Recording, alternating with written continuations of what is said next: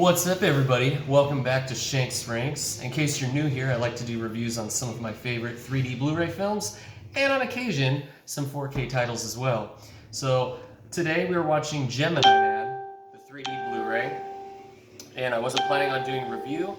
I had my boy Freddie over here, Freddie Mercury. Yeah. Yeah, and he doesn't have a 3D TV. He's kind of new to that scene, kind of late in the game, if you know what I mean. Better late than never, huh? Better late than never, that's right. But yeah, so I invited him over for some show and tell, demoing that 3D crispiness and that Dolby Atmos sound.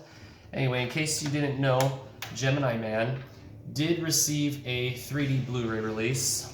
If you don't believe me, can you read that? I hope so. 3D Blu-ray, y'all. And only one country had it, Germany. Had to import it. I got the 3D Steelbook here, give you a little look-see. Got that metallic little shine to it. Nice. Very nice. You know, that is very good craftsmanship, isn't it? Yes, and what do we have on the inside here? Any good artwork? Not really. I mean, it's okay, whatever. What can you do, you know? What can you do? It's all about the movie anyways, right? And you don't spend hours looking at the steel case. Anyway, so they have a 3D Steelbook, a 4K 3D combo Steelbook, or if you don't care about Steelbooks, they have a regular 3D Blu-ray as well. It might be a little pricey because you're importing it from Germany, but hey, definitely worth it.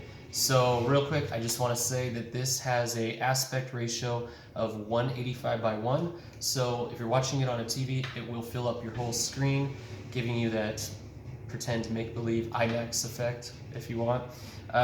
It also comes with Dolby Atmos surround sound, and it doesn't disappoint, as most Paramount movies usually sound pretty loud and booming.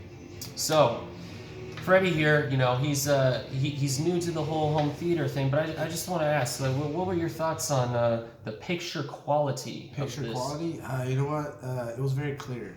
It was very clear. Very clear, and definitely had some good depth to it. Has some good depth. Yeah. Now you've seen 4K movies in the past, right? Yes. So how would you compare this to a 4K movie?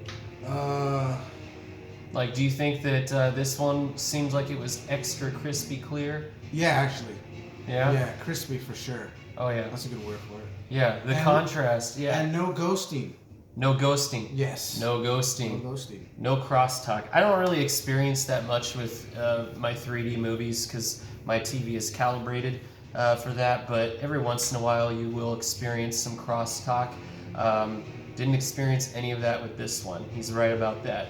And this movie is definitely centered on depth. So if you're one of those people that is all about pop-out effects and you don't really care too much about depth, then maybe you're better off just getting the 4K version, because it'd certainly be a lot cheaper getting it from your local Walmart or Best Buy or whatever. But if you are a depth lover, this is legit. I mean, it is seriously legit.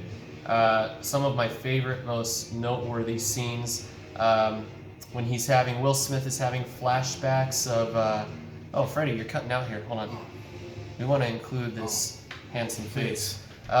So some of my favorite scenes were like when he's having a flashback of, training underwater, he's just treading water and, he starts to drown. All of those scenes look so clear. It's like you're looking in through a window. Like you could reach into the television screen.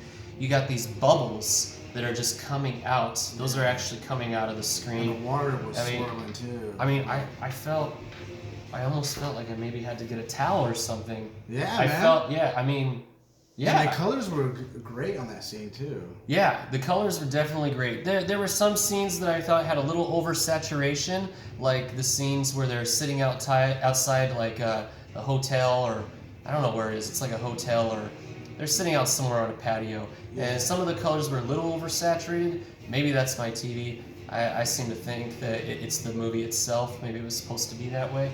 But other than that, it's sharp, clear, pop-out effects. We do have a few of those. Like I said, you got those bubbles in the underwater scenes. There's that scene at the end where they're in that store? Or that... That's right. That final battle scene at the end where they're standing off inside that hardware store, and there's a couple explosions that go off. Definitely. And they make them last too. Like there's practically no pop outs through the entire movie, but when they do have it, they give you your money's worth. They make it last. It's in slow motion, and it's explosion after explosion, just like, and then sparks too. Sparks, yeah. It's nice. But the field of depth in this movie is definitely where it's at. So if you're depth lovers, you will not be disappointed. Ang Lee never disappoints. I mean, the 3D he did on Life of Pi and Billy Lynn's Long Halftime Walk, those were also really good. I wouldn't say this is as good as those. I definitely think those ones are better, but this one was pretty damn near close. Now, let's talk about the audio real quick before we let you go.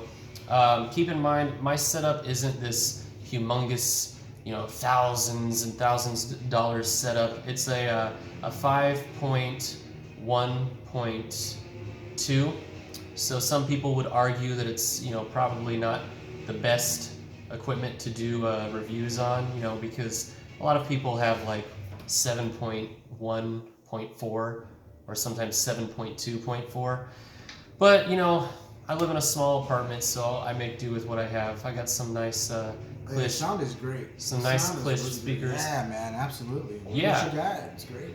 I mean, it definitely put my subwoofer through a workout. I mean, there were a lot of scenes, especially during the motorcycle chase scenes. That's a great scene, by the way. Yeah, and some of the scenes at the end where, like, the couch is, like, just vibrating really bad. Yeah. You got to turn down the bass a little bit even, because just like simple things like the jet, like, going by. Like the jet going by, you can definitely hear the overhead effects on that.